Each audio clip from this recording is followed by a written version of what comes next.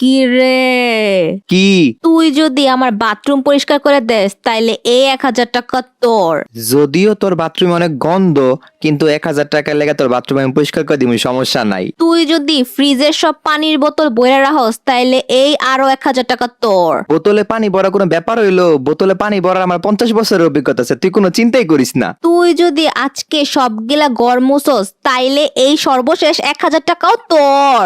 যদিও ঘর মোছার আমার কোনো অভিজ্ঞতা নাই, কিন্তু আরো 1,000 টাকার লেগে আমি একটা ব্যবস্থা করলে তুই কোনো চিন্তা করিস না। তাইলে ডিল কনফার্ম, কিন্তু সব কাম ঠিক মতো করে রাখিস। আরে তুই কোনো বেড়া লইস না, যা কাজকা ভালো ইনকাম করলাম। বলো এই মিম, রোহানের জন্মদিন উপলক্ষে তো নানি যে রোহান রে 3,000 টাকা দিছিল, সেই টাকা দিছস রে? হ, ওর টাকা তো আমি ওর সকালেই দিয়ে দিছি। তার মানে আমার টাকা আমারে দিল আর মাঝখানতে ফ্রিতে সব কাজ করাই নিল। কি আর বলবো গাইস, জন্মদিন উপলক্ষে প্লিজ তোমরা চ্যানেলটা সাবস্ক্রাইব করে ফেলো।